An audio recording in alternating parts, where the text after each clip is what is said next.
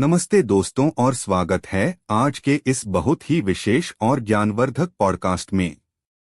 आज हम जिस विषय पर बात करने जा रहे हैं वह हर उस व्यक्ति के लिए महत्वपूर्ण है जो किसी टीम को लीड करता है, चाहे आप एक छोटे बिजनेस के मालिक हों, एक एचआर प्रोफेशनल हो या किसी बड़ी कंपनी में मैनेजर हों। हम सभी जानते हैं कि लोगों को मैनेज करना दुनिया के सबसे कठिन कामों में से एक है। मशीनें या कंप्यूटर कोड तो निर्देशों का पालन करते हैं, लेकिन इंसान भावनाओं, अलग अलग व्यक्तित्वों और कभी-कभी बहुत ही अजीबोगरीब समस्याओं के साथ आते हैं। आज हम जिस पुस्तक की गहराइयों में उतरने जा रहे हैं वह है पॉल फाल्कन की 101 tough conversations to have with employees, यानी कर्मचारियों के साथ की जाने वाली 101 कठिन बातचीत। यह किताब सिर्फ सिद्धांतों के बारे में नहीं है, बल्कि यह एक व्यावहारिक टूलकिट है। यह आपको बताती है कि जब स्थिति असहज हो जाए तो आपको वास्तव में क्या कहना चाहिए। तो चलिए एक गहरी सांस लीजिए और तैयार हो जाइए, क्योंकि अगले कुछ मिनटों में हम मैनेजमेंट की उन अंधेरी गलियों से गुजरेंगे जहां जाने से अक्सर लोग डरते हैं, और हम सीखेंगे कि वहां रोशनी कैसे जलाई जाए। लेखक पॉल फाल्कन सबसे पहले हमें एक बहुत ही महत्वपूर्ण सिद्धांत सिखाते हैं जो पूरी बातचीत की नींव है। वे कहते हैं कि जब आप किसी कर्मचारी को सुधारना चाहते हैं या किसी समस्या पर बात करना चाहते हैं तो आपका लक्ष्य गुस्सा दिलाना नहीं, बल्कि जिम्मेदारी का एहसास कराना होना चाहिए। जब हम किसी पर गुस्सा करते हैं तो वे अपनी रक्षात्मक मुद्रा में आ जाते हैं, वे आपसे लड़ने लगते हैं। लेकिन जब आप सम्मान के साथ बात करते हैं और उन्हें यह महसूस कराते हैं कि उनकी हरकतें दूसरों को कैसे प्रभावित कर रही हैं, तो उनमें अपराध बोध या गिल्ट की भावना आती है, और यही गिल्ट उन्हें बदलने के लिए प्रेरित करता है। तो चलिए सीधे कुछ बहुत ही आम लेकिन मुश्किल परिस्थितियों की ओर चलते हैं और देखते हैं कि पॉल फाल्कन हमें क्या सलाह देते हैं। सबसे पहले बात करते हैं ऑफिस में होने वाले झगड़ों की। मान लीजिए आपकी टीम के दो सदस्य सैम और क्रिस्टीना आपस में बिल्कुल नहीं बनते। उनके बीच तनाव इतना बढ़ गया है कि काम प्रभावित हो रहा है। एक मैनेजर के तौर पर आप इसे अनदेखा नहीं कर सकते। तो आप क्या करेंगे? लेखक का सुझाव है कि आप रेफरी न बने, बल्कि एक मीडिएटर यानी मध्यस्थ बने। आपको दोनों से अलग अलग मिलना चाहिए और फिर एक साथ जब आप उन्हें साथ बैठाएं तो कुछ नियम तय करें। आप कह सकते हैं, सैम और क्रिस्टीना, मैं चाहता हूं कि हम इस मुद्दे को यहीं और अभी सुलझा लें। नियम नंबर 1 यह है कि हम एक दूसरे पर व्यक्तिगत हमले नहीं करेंगे, बल्कि समस्या पर बात करेंगे। और नियम नंबर 2, यहां से बाहर निकलने के बाद मैं चाहता हूं कि आप दोनों एक नई शुरुआत करें। जब कर्मचारी एक दूसरे के बारे में शिकायत करें तो उन्हें टोकें और कहें कि वे सीधे एक दूसरे से बात करें, न कि आपसे। अंत में उनसे कमिटमेंट लें। उनसे पूछें, क्या मैं आप दोनों पर भरोसा कर सकता हूं कि आगे से आप पेशेवर तरीके से काम करेंगे। यह तरीका उन्हें वयस्कों की तरह व्यवहार करने के लिए मजबूर करता है। अब एक ऐसी स्थिति की कल्पना करें जो हर मैनेजर के लिए एक जाल हो सकती है। एक कर्मचारी आपके पास आता है और कहता है, बॉस, मैं आपको कुछ बताना चाहता हूं, लेकिन आपको वादा करना होगा कि आप यह बात किसी को नहीं बताएंगे। यह सुनने में बहुत ही मासूम लगता है ना? लेकिन पॉल फाल्कन चेतावनी देते हैं कि कभी भी आंख मूंदकर गोपनीयता का वादा न करें। क्यों? क्योंकि हो सकता है वह कर्मचारी आपको यौन उत्पीड़न, धोखाधड़ी या किसी हिंसक धमकी के बारे में बताने जा रहा हो। अगर आपने चुप रहने का वादा कर दिया तो आप कानूनी पचड़े में फंस सकते हैं। इसके बजाय आपको कहना चाहिए, देखो, मैं तुम्हारी बात सुनना चाहता हूं और मदद करना चाहता हूं, लेकिन अगर यह बात किसी गैरकानूनी गतिविधि, उत्पीड़न या सुरक्षा से जुड़ी है तो मैं इसे अपने तक सीमित नहीं रख सकता क्योंकि कंपनी के प्रति मेरी जिम्मेदारी है। क्या तुम अब भी मुझसे बात करना चाहते हो? यह पारदर्शिता आपको और आपकी कंपनी को सुरक्षित रखती है। अब चलिए थोड़ा और व्यक्तिगत होते हैं। उन मुद्दों पर बात करते हैं जो बहुत ही शर्मनाक हो सकते हैं, जैसे कि किसी कर्मचारी के शरीर से दुर्गंध आना या मुंह की बदबू। यह सुनने में अजीब लग सकता है, लेकिन यह कार्यस्थल पर एक बहुत ही वास्तविक समस्या है जिससे सहकर्मी परेशान होते हैं। आप इसे कैसे कहेंगे? क्या आप एक डिओडोरेंट की बोतल उनकी मेज पर रख देंगे? बिल्कुल नहीं। लेखक कहते हैं कि इसे एक मेडिकल या स्वास्थ्य के मुद्दे के रूप में नहीं, बल्कि एक परफॉर्मेंस मुद्दे के रूप में देखें क्योंकि यह दूसरों के काम में बाधा डाल रहा है। आप उस कर्मचारी को अकेले में बुलाएं और बहुत ही कोमलता लेकिन स्पष्टता से कहें, रॉजर, मुझे तुमसे एक बहुत ही निजी और शायद थोड़ी असहज बात करनी है। मुझे नहीं लगता कि तुम्हें इस बात का एहसास है, लेकिन हाल ही में तुम्हारे शरीर की गंध या सांसों की बदबू को लेकर कुछ चिंताएं सामने आई हैं। यह ऑफिस के माहौल को प्रभावित कर रहा है। मैं तुम्हें शर्मिंदा नहीं करना चाहता, लेकिन एक मैनेजर के तौर पर यह बताना मेरा फर्ज है ताकि तुम इसे ठीक कर सको। यह सुनना किसी के लिए भी आसान नहीं होता, लेकिन अगर आप इसे सम्मान और देखभाल के साथ कहते हैं तो कर्मचारी आमतौर पर आभारी होते हैं कि आपने उन्हें बताया और दूसरों के सामने मजाक बनने से बचाया। इसी तरह ड्रेस कोड या पहनावे को लेकर भी कई बार अजीब स्थितियां बनती हैं। मान लीजिए कोई कर्मचारी बहुत ही भड़कीले या अनुचित कपड़े पहनकर आ गया है। आप क्या कहेंगे? आप कह सकते हैं, लिसली, आज जो तुमने पहना है वह शायद वीकेंड पार्टी के लिए बहुत अच्छा है, लेकिन हमारे ऑफिस के माहौल और क्लाइंट्स के लिए यह थोड़ा अनुपयुक्त लग रहा है। मैं चाहता हूं कि हमारी टीम की एक प्रोफेशनल इमेज बनी रहे। क्या तुम लंच ब्रेक में जाकर इसे बदल सकती हो या घर जाकर कुछ और पहनकर आ सकती हो? यहाँ महत्वपूर्ण यह है कि आप अपनी व्यक्तिगत पसंद नहीं थोप रहे हैं, बल्कि कंपनी की इमेज और प्रोफेशनलिज्म का हवाला दे रहे हैं। अब हम एक बहुत ही संवेदनशील मुद्दे की ओर बढ़ते हैं, पदोन्नति या प्रमोशन। जब आप अपनी टीम के किसी सदस्य को प्रमोट करके मैनेजर बनाते हैं तो गतिशीलता बदल जाती है। कल तक जो उसका दोस्त था, आज उसे उसी को आदेश देना है।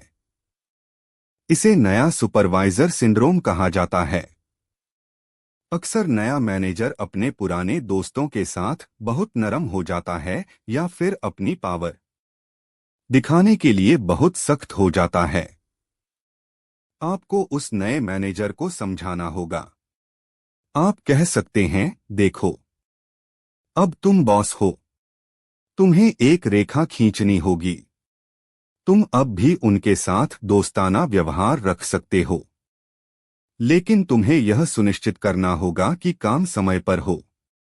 अगर तुम अपने दोस्तों को विशेष छूट दोगे तो बाकी टीम तुम्हारा सम्मान खो देगी। उसे यह भी समझाएं कि उसे अब छात्र नहीं बल्कि शिक्षक की भूमिका निभानी है। कार्यस्थल पर धर्म और राजनीति भी अक्सर विवाद का कारण बनते हैं। पॉल फाल्कन सलाह देते हैं कि काम पर धर्म का प्रचार करना या दूसरों पर अपने विश्वास थोपना स्वीकार्य नहीं है। अगर कोई कर्मचारी अपने डेस्क पर बहुत सारी धार्मिक सामग्री रखता है या हर मीटिंग की शुरुआत प्रार्थना से करना चाहता है और इससे दूसरों को असुविधा हो रही है, तो आपको हस्तक्षेप करना होगा। आप कह सकते हैं, टॉम, मैं तुम्हारे विश्वासों का सम्मान करता हूं, लेकिन हमें यह सुनिश्चित करना होगा कि ऑफिस का माहौल सभी के लिए समावेशी हो। जब तुम मीटिंग में प्रार्थना करवाते हो, तो हो सकता है कि दूसरे धर्मों के लोग असहज महसूस करें। चलिए हम काम की बातों पर ध्यान केंद्रित करते हैं। याद रखें, लक्ष्य किसी के धर्म को दबाना नहीं है, बल्कि एक ऐसा वातावरण बनाना है जहां हर कोई बिना किसी दबाव के काम कर सके। अब बात करते हैं उन कर्मचारियों की जो हमेशा देर से आते हैं या जल्दी चले जाते हैं। समय की पाबंदी एक बुनियादी जरूरत है। अगर कोई कर्मचारी, मान लीजिए उसका नाम मार्क है, लगातार देर से आ रहा है, तो आपको उसे यह दिखाना होगा कि इसका असर टीम पर क्या पड़ रहा है। आप कह सकते हैं, मार्क, मैं तुम्हारे काम की कदर करता हूं, लेकिन जब तुम सुबह 10 मिनट या 15 मिनट देर से आते हो, तो रिसेप्शन पर फोन बजते रहते हैं और तुम्हारे सहकर्मियों को तुम्हारा काम संभालना पड़ता है। यह उनके प्रति उचित नहीं है। क्या मैं तुम पर भरोसा कर सकता हूं कि तुम कल से समय पर आओगे? यहां आपने मुद्दे को नियम तोड़ने से हटाकर टीम के प्रति जिम्मेदारी पर ला दिया है, जो ज्यादा प्रभावशाली होता है।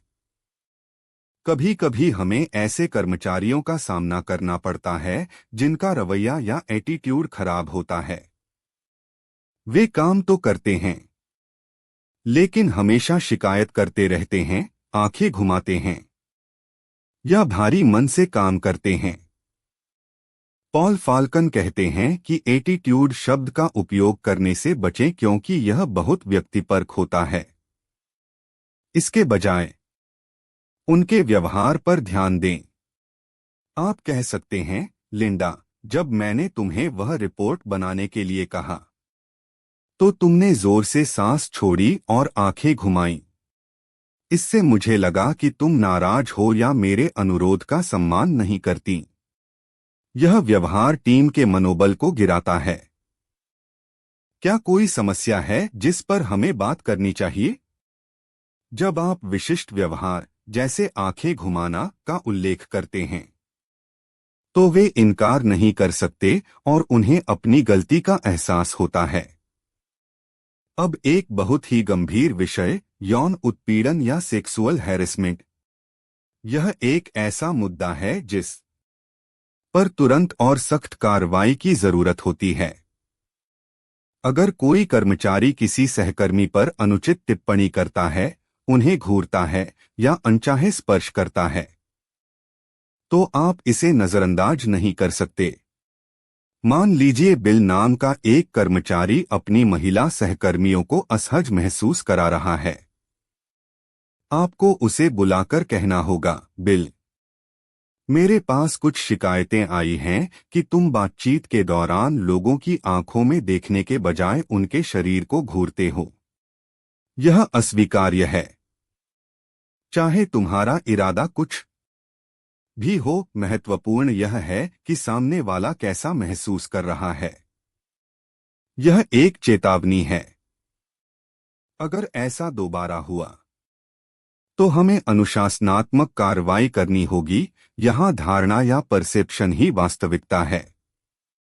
अगर कोई असहज महसूस कर रहा है, तो वह व्यवहार रुकना चाहिए।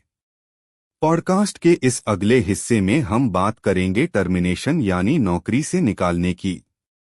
यह किसी भी मैनेजर के लिए सबसे कठिन काम होता है, लेकिन कभी-कभी यह अपरिहार्य हो जाता है। पॉल फाल्कन सुझाव देते हैं कि किसी को नौकरी से निकालने से पहले यह सुनिश्चित कर लें कि आपने उन्हें सुधरने का पर्याप्त मौका दिया है। इसे प्रोग्रेसिव डिसिप्लिन कहते हैं। पहले मौखिक चेतावनी, फिर लिखित चेतावनी और अंत में टर्मिनेशन। लेकिन अगर चोरी, हिंसा या घोर कदाचार का मामला है तो तुरंत बर्खास्तगी भी हो सकती है। जब आप किसी को नौकरी से निकाल रहे हों तो अपनी बात सीधी और सम्मानजनक रखें। माफी न मांगें, क्योंकि यह आपका व्यक्तिगत निर्णय नहीं बल्कि एक व्यावसायिक निर्णय है। आप कह सकते हैं, डेविड, जैसा कि हम पिछले कुछ महीनों से तुम्हारे परफॉर्मेंस पर बात कर रहे हैं और कई चेतावनियों के बावजूद स्थिति में सुधार नहीं हुआ है, इसलिए हमने यह निर्णय लिया है कि आज तुम्हारा यहां आखिरी दिन होगा। हमने तुम्हारे लिए सारे कागजात तैयार कर लिए हैं, बहस में न पड़ें। निर्णय सुनाएं और अगले कदमों जैसे अंतिम वेतन, सामान वापस करना पर बात करें। एक और दिलचस्प तकनीक जो इस किताब में बताई गई है वह है डिसीजन मेकिंग लीव या निर्णय लेने की छुट्टी। जब कोई कर्मचारी लगातार समस्याएं पैदा कर रहा हो और लिखित चेतावनी काम न कर रही हो तो आप उसे एक दिन की सवेतन छुट्टी, पेड लीव पर भेज सकते हैं। आप कह सकते हैं, जॉन, मैं चाहता हूं कि तुम कल घर रहो और सोचो कि क्या तुम वास्तव में यहां काम करना चाहते हो और क्या तुम हमारे नियमों का पालन करने के लिए तैयार हो। परसों जब तुम आओगे तो मुझे तुम्हारा निर्णय चाहिए, या तो तुम पूरी तरह कमिटेड होकर आओगे या फिर हम अलग होने का फैसला करेंगे। यह तरीका कर्मचारी को झकझोर देता है और अक्सर बहुत अच्छे परिणाम देता है, क्योंकि वे महसूस करते हैं कि मामला अब गंभीर हो गया है। अब आइए उन स्थितियों पर विचार करें जहां आपको पूरी टीम या विभाग को संबोधित करना होता है, जैसे कि छंटनी, लेऑफ्स के समय। यह बहुत ही दर्दनाक होता है जब आप अपनी टीम को बताते हैं कि कुछ लोगों की नौकरी जाने वाली है। तो ईमानदार रहें, झूठी उम्मीदें न दें। आप कह सकते हैं, दोस्तों, कंपनी आर्थिक दबाव में है और हमें कुछ कठिन निर्णय लेने पड़े हैं। दुर्भाग्य से इसका मतलब है कि हमारे विभाग में कुछ पदों को खत्म किया जा रहा है। यह किसी की व्यक्तिगत गलती नहीं है। हम प्रभावित लोगों की हर संभव मदद करेंगे। पारदर्शिता और करुणा यहाँ सबसे महत्वपूर्ण हैं। पॉल फाल्कन हमें यह भी सिखाते हैं कि कैसे उन कर्मचारियों को संभाला जाए जो पैसिव अग्रेसिव होते हैं या जो चुपचाप विद्रोह करते हैं। जैसे कि वह कर्मचारी जो मीटिंग में तो हाँ कहता है लेकिन बाहर जाकर काम नहीं करता। ऐसे लोगों के साथ आपको उन्हें जवाबदेह ठहराना होगा। स्टीव, तुमने मीटिंग में सहमति जताई थी लेकिन काम पूरा नहीं हुआ। इससे मुझे लगता है कि मैं तुम पर भरोसा नहीं कर सकता। मुझे बताओ, बाधा कहाँ आ रही है? जब आप उन्हें सीधे प्रश्न पूछते हैं तो उनके पास छिपने की जगह नहीं बचती। अंत में हम बात करेंगे खुद मैनेजर के रूप में आपके विकास की। ये सारी कठिन बातचीत आपको एक बेहतर लीडर बनाती हैं। जब आप समस्याओं से भागते नहीं बल्कि उनका सामना करते हैं तो आपकी टीम का आप पर भरोसा बढ़ता है।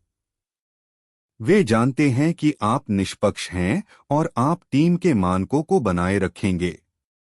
याद रखें, एक अच्छा मैनेजर वह नहीं है जो सिर्फ आदेश देता है, बल्कि वह है जो अपनी टीम को सफल होने में मदद करता है। और कभी-कभी इसका मतलब है कठिन सच्चाइयों का सामना करना। तो दोस्तों, ये थी पॉल फाल्कन की किताब 101 tough conversations to have with employees से कुछ महत्वपूर्ण सीखें। चाहे वह बदबूदार खाना हो जो पूरे ऑफिस को महका रहा हो या कोई कर्मचारी जो लगातार डेडलाइन मिस कर रहा हो। या फिर कोई जो ऑफिस की गपशप फैला रहा हो, हर समस्या का समाधान बातचीत में छिपा है। कुंजी है सम्मान, स्पष्टता और तथ्य। भावनाओं में बहे बिना तथ्यों पर बात करें। मुझे लगता है कि बजाय मैंने देखा है या रिपोर्ट्स बताती हैं का प्रयोग करें। और हमेशा याद रखें, आप उस व्यक्ति के खिलाफ नहीं हैं, आप उस समस्या के खिलाफ हैं। आप उस कर्मचारी को सफल होते देखना चाहते हैं। जब आप इस मानसिकता के साथ बातचीत शुरू करते हैं, तो आपके शब्द और लहजा अपने आप बदल जाते हैं। उम्मीद है कि आज का यह पॉडकास्ट आपको अपने कार्यस्थल पर आने वाली चुनौतियों का सामना करने के लिए नए उपकरण और आत्मविश्वास देगा। अगली बार जब आपको किसी कर्मचारी को अपने केबिन में बुलाना हो तो डरिए मत। तैयारी कीजिए, इस पॉडकास्ट की बातों को याद कीजिए और उस कठिन बातचीत को एक सकारात्मक बदलाव के अवसर में बदल दीजिए। सुनने के लिए बहुत बहुत धन्यवाद। हम फिर मिलेंगे एक और बेहतरीन विषय के साथ। तब तक के लिए अच्छे मैनेजर बनिए, अपनी टीम का ख्याल रखिए और मुश्किलों से भागने के बजाय उनसे बात कीजिए। नमस्ते।